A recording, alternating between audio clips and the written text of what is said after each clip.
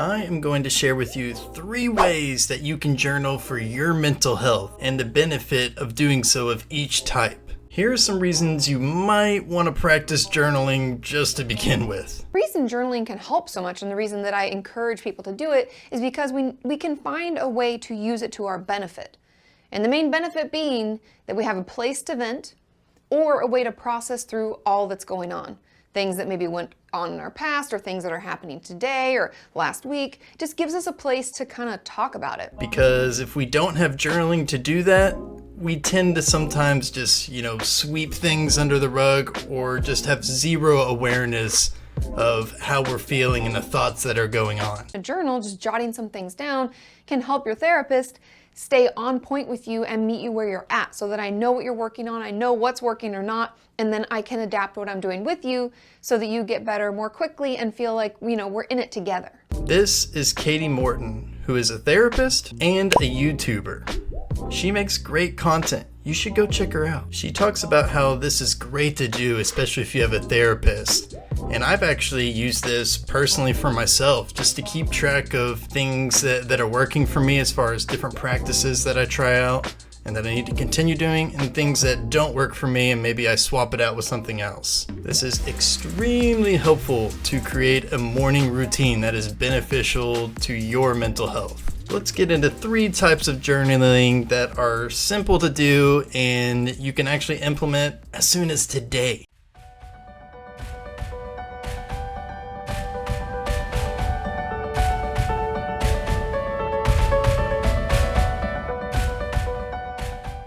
The first one I'm going to share with you today is called a thought record, which is a CBT-based type of journaling. Cognitive behavioral therapy tries to link thoughts, feelings, and behaviors to see an organized pattern behind it, called a thought record. Now, in a nutshell, a thought record is basically when an individual begins to journal their thoughts and feelings. And the easiest way to do it is just to take a pen and paper and create 3 columns. Column number 1 has to do with the situation or the trigger. Column number 2 is the emotion and the intensity of the emotion. It could be an arbitrary scale from 0 to 10, called the automatic thought. And the automatic thought is, the way I'd like to think of it at least, is the raw, unedited version of what you're thinking. The thought record journaling is great for helping identify thoughts and emotions that we're feeling on a day-to-day basis, instead of having them run in the background like we talked about earlier. In the next few clips, he gives examples of each step. While you're watching these steps, I encourage you to pause and write down something for yourself for each step. You find yourself in a social setting. Let's say you went out with your friends. So that could be the situation. Of course, I'm going to do this as well. For me, the situation is I have a new employee coming in on Monday. You find yourself feeling anxious. That could be the emotion that you're going through. My emotion pertaining to the situation is that I feel a little anxious about it. And the automatic raw thought that might be running through your mind. Oh, wow, I don't feel I belong. Or I think that person's judging me.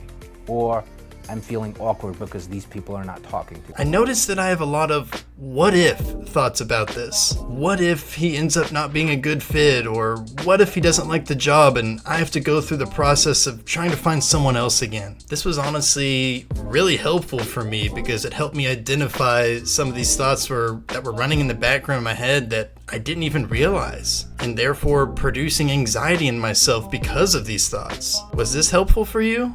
Let me know in the comments. This next type of journaling is not something you probably typically think about when you're thinking about journaling for your mental health. It's called bullet journaling, and it was created by a guy named Ryder Carroll, who actually gave a TEDx about this. I'll put the link in the description if you want to go check out the full TED Talk. But this type of journaling is used to help keep track of your events, tasks, and notes. I chose to include this because daily tasks, and events provide a lot of stress in our life, because we're spending time trying to make sure that we remember to do this, or make sure that we remember and are prepared for this event coming up, etc.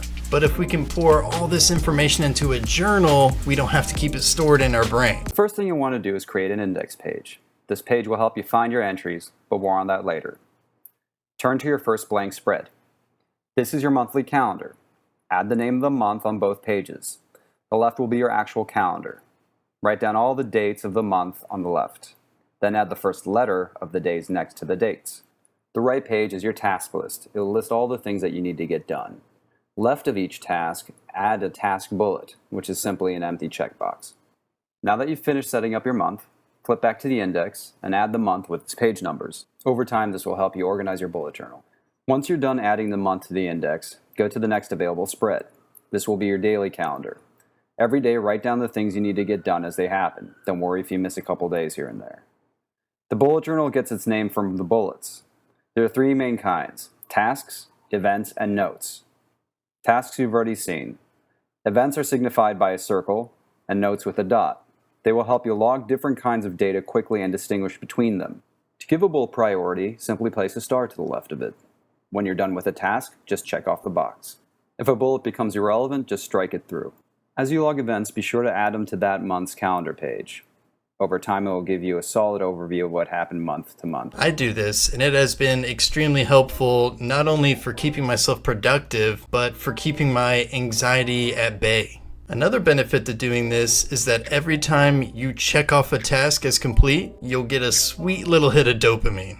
Dopamine is a chemical in our brain that releases that allows us to feel pleasure, motivation, and satisfaction. It's the same chemical that's released and feeling that you feel when people are liking one of your social media posts or sharing it around. Except this is a much healthier and controlled way to release it. The last type of journaling I want to share with you is called gratitude journaling.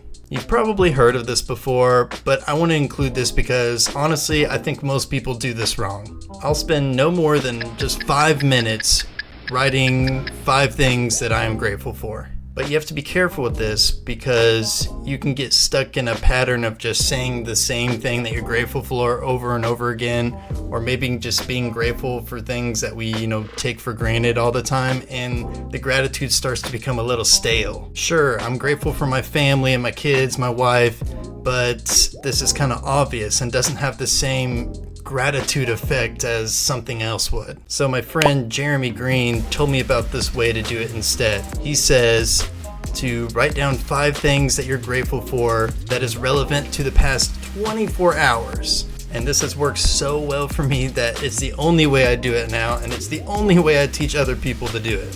For example, I'm grateful I hung out with my brother yesterday. I'm grateful my wife got to spend time with her friend last night. I'm grateful I got a $15 off coupon for my next grocery order today. I'm grateful I finished the editing process for my book yesterday. And I'm grateful I have an off day from the gym today. See how these were super specific and related to current times? Now every time that I practice gratitude, it's easier and a stronger feeling of gratitude that I feel because I'm sticking to the relevant, now, the past 24 hours. So this is showing my brain that, it's just not my family that I always have access to, or, clean water or a roof over my head. Those are easy to kind of just get stale because we just kind of get used to it. And it's like, yeah, well, I know I have all that stuff, but nothing's happening to me right now.